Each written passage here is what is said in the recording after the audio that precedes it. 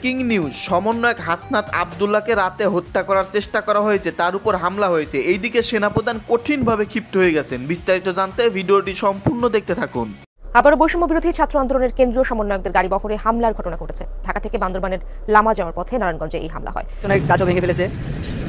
আমাদের সাথে হচ্ছে কাপড় ভাজা, এরা মনে হচ্ছে লাভ দিয়ে এসে গাড়ির যে কাজগুলো ভাঙা শুরু করছে, তারপরে চলে আসে। সবাই খাতা আমরা নিচ থেকে সব দিয়ে দিচ্ছি, কারণ হচ্ছে এখানে আমরা আমাদের সাথে বৈষম্য বিরোধী ছাত্র আন্দোলনের কেন্দ্রীয় সমন্বয়কদের গাড়ি বহরে এক বিরল হামলার ঘটনা ঘটেছে। আপনার 8 ডিসেম্বর দিবাগত রাত 2:03 রাতের আধারে বৈষম্য বিরোধী ছাত্র আন্দোলনের আহ্বায়ক হাসনাত আব্দুল্লাহ তিনি একটা আসসালামু আলাইকুম সম্মানিত দর্শক মণ্ডলী, আজকের এই ভিডিওটি অত্যন্ত গুরুত্বপূর্ণ। আপনারা ভিডিওটি সম্পূর্ণ দেখবেন। দর্শক শ্রোতা, আবারও সমন্বয়কদের গাড়ি বহরে হামলা। শুধু এটা হামলাই নয়, সমন্বয়ক হাসনাত আব্দুল্লাহকে হত্যা করার চেষ্টা করা হয়েছে মধ্যরাতে, রাত 2টা বাজে। শুধু তাই নয়, তাদের থেকে টাকা পয়সা, ব্যাগ, মোবাইল সবকিছু ছিনতাই করে নিয়ে গেছে। দর্শক শ্রোতা, ইতিমধ্যে সমস্ত কিছু ভাইরাল হয়ে গেছে সোশ্যাল মিডিয়াতে, দেশ এবং দেশের বাইরে। সমন্বয়ক হাসনাত আব্দুল্লাহকে বারবার কারা হত্যা করার চেষ্টা করতেছে, আজকের এই ভিডিওতে গুরুত্বপূর্ণ আলোচনা রয়েছে, বিস্তারিত ইনফরমেশন রয়েছে। আপনারা শুনলে রীতিমতো অবাক হয়ে যাবেন। দর্শক শ্রোতা, বেশি কথা না বাড়িয়ে আমরা ভিডিও ক্লিপে চলে যাই। আপনারা মনোযোগ সহকারে ভিডিওটি দেখতে থাকুন।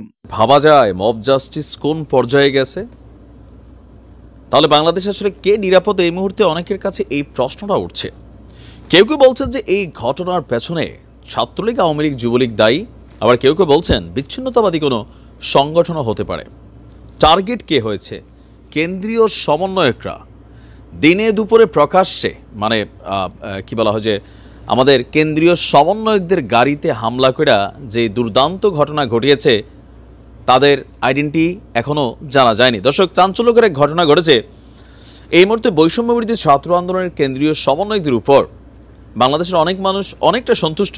আবার পলিটিক্যাল পয়েন্ট অফ ভিউতে চিন্তা করলে বিএনপি বলেন, জামাত ইসলাম বলেন, আওয়ামী লীগ তো আছেই, আরও অনেকেই কিন্তু তাদের উপর মনে মনে অসন্তুষ্ট। বাট আউটে হয়তো এতটা প্রকাশ করার সুযোগ নেই।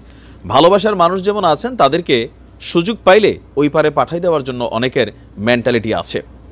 বৈষম্য বিরোধী ছাত্র আন্দোলনের কেন্দ্রীয় সমন্বয়কদের গাড়ি বহরে এক বিরল হামলার ঘটনা ঘটেছে। আপনার 8 ডিসেম্বর দিবাগত রাত 2:03 রাতের আধারে বৈষম্য বিরোধী ছাত্র আন্দোলনের আহ্বায়ক হাসনাত আব্দুল্লাহ তিনি একটা ফেসবুকে পোস্ট দিয়েছেন। যে ঘটনা কি, যে ঢাকা থেকে বান্দরবানের লামায় যাওয়ার পথে নারায়ণগঞ্জে হামলার শিকার হয়েছে বৈষম্য বিরোধী ছাত্র আন্দোলন এর যারা কেন্দ্রীয় সমন্বয়ক আছেন তাদের গাড়ি বহর। এখন নারায়ণগঞ্জ এমনিতেই এটা বিভিন্ন রাজনৈতিক দলের একটা প্রধান আখড়া। সেই ঐতিহাসিকভাবে খেলা হবে ডায়লগের প্রবর্তক শামীম ওসমানের, কিন্তু এটা একটা বড় এরিয়া। যদিও শামীম ওসমান তিনি এই মুহূর্তে নেই, আওয়ামী লীগও সেখানে ঘুমন্ত। তাহলে কাদের এত বড় সাহস হলো দিনে দুপুরে বা গভীর রাতে হামলা চালানো? তো এখানে বলা হয়েছে শুধু হামলা চালায়নি, সেখান থেকে তাদের ব্যাগ এবং মোবাইলও ছিনিয়ে নেওয়া হয়েছে এবং এই হামলায় অনেকেই সেখানে আহত হয়েছে। ঘটনাটির সুষ্ঠু তদন্ত এবং দোষীদের দৃষ্টান্তমূলক শাস্তির দাবি করেছে আপনার হাসনাত আব্দুল্লাহ সরকারের নিকট। বলা হয়েছে যে গেল 27 নভেম্বর থেকে হঠাৎ করে সমন্বয়কদের উপরে এক ধরনের প্রাণঘাতী হামলার ঘটনা লক্ষ্য করা গেছে। 27 নভেম্বর ঘটনার শুরুয়াত হয়েছিল হাসনাত আব্দুল্লাহ এবং সার্জিস আলমকে ট্রাক চাপা দিয়ে হত্যার চেষ্টা। চট্টগ্রাম কক্সবাজার মহাসড়কের ঘটনা নিশ্চয়ই আপনাদের খেয়াল আছে। এর পরের দিন আরেকটা ঘটনা ঘটছিল 28 নভেম্বর। হাসনাত আব্দুল্লাহকে আরেকবার গাড়ি চাপা দিয়ে হত্যা চেষ্টা করা হয়েছে। পরে আপনার এটা নিয়ে মামলা টামলা হয়েছে, 2 জন অলরেডি রিমান্ডে আছে।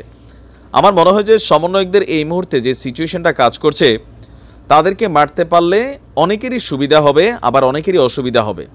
যেমন যে কোনো সমন্বয়ক এরকম অদৃশ্য হামলায় বা গভীর রাতে বা মব জাস্টিস লেভেলের কোনো ঘটনায় যদি আল্লাহ না করুক কোনো দুর্ঘটনা ঘটে যায়, প্রথমে সোজা দোষটা যাবে, চোখ বন্ধ করে সবাই বলবে এটা আওয়ামী লীগের কাজ। আওয়ামী লীগ করুক আর না করুক, যুবলীগ করুক আর না করুক, ছাত্রলীগের পোলাপাইন করুক আর না করুক, এটা চোখ বন্ধ করে সবাই বলে ফেলবে এই ঘটনার পেছনে আওয়ামী লীগ জড়িত। বাট আসলে কি শুধু আওয়ামী লীগে এই মুহূর্তে সমন্বয়কদের বিপরীত অবস্থান নিচ্ছে? না, এখানে নানান ধরনের দেশি বিদেশি ষড়যন্ত্র কিন্তু হচ্ছে। এই মুহূর্তে ভারতের সাথে যে অস্থিতিশীল একটা অবস্থান আছে, সেইখানে আমাদের সমন্বয়করা, আমাদের পলিটিশিয়ানরা যতটা শক্ত ভাষায় কথা না বলছেন, সার্জিস, হাসনাত বা আসিফ বা আমাদের নাহিদরা, তারা যেই ভাষায় ভারতকে চোখ রাঙাচ্ছে, ইভেন ভারতের বিজেপির কেন্দ্রীয় সরকারের অনেক মন্ত্রীরা সার্জিস, হাসনাত বা নাহিদদের কিন্তু চিনেন। তাদের ভিডিও সেখানে তারা প্রচার করে বলে যে দেখো ওরা কি ভাষায় ভারত নিয়ে কথা বলতেছে, এটা আমরা মানতে পারি না। তো সেই ক্ষেত্রে তাদের ঘটনার পেছনে এখানে ভারতেরও কোনো গুপ্তচর থাকতে পারে, রয়ের এজেন্ট থাকতে পারে, যে বাংলাদেশে এই মুহূর্তে যে কোনো একটা ঘটনা ঘটে দিতে পারলে পরিস্থিতি আরও আউলাই যাবে, আর সরকারেরও, যে সরকার ক্ষমতায় আছে তারাও যথেষ্ট বিপাকে পড়বে। এক ঢিলে অনেকগুলো পাখি এখানে শিকার করা সম্ভব। সো তাদের মুভমেন্টের সময় আমার মনে হয় একটু সতর্কতা অবলম্বন করা উচিত, প্রোটেকশন রাখা উচিত। আশা করি যারা জড়িত তাদের অবস্থান বের হয়ে যাবে। ভালো থাকুন।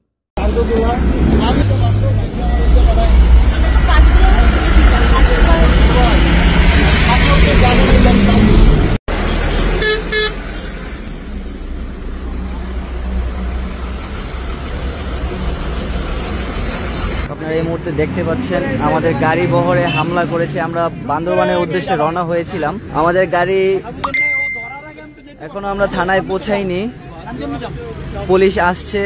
আমাদের গাড়ির কি অবস্থা করেছে দেখুন।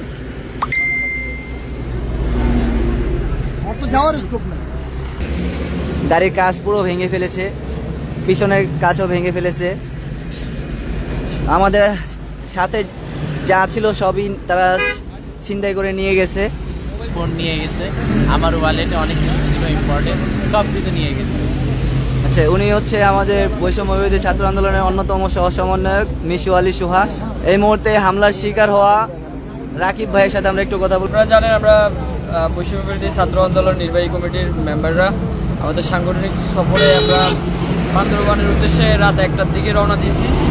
তো আমরা এখন এমন একটা জায়গা আছি, সেটা হচ্ছে আমরা সোনারগাঁও থানার মধ্যে পড়ছে, কুমিল্লার একটু আগে।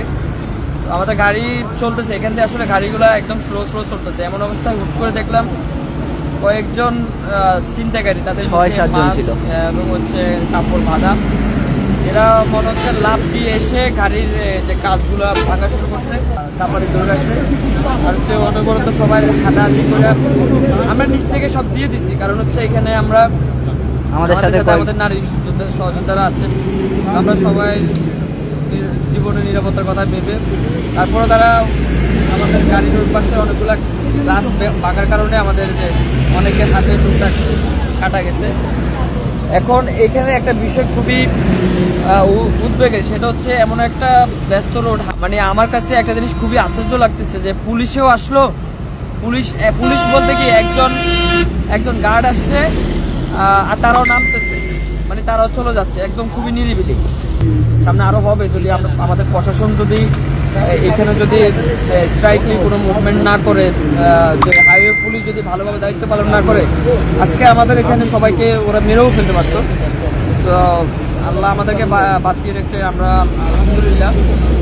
তবে পুলিশ প্রশাসনের কাছে এবং জনগণের কাছে এটা আরও বেশি নিরাপত্তা করার জন্য সংশ্লিষ্ট সবাইকে সচেতন হতে হবে, সতর্ক থাকতে হবে। ধন্যবাদ রাকিব ভাইকে। পুলিশ আমাদের মাঝে উপস্থিত হয়েছে।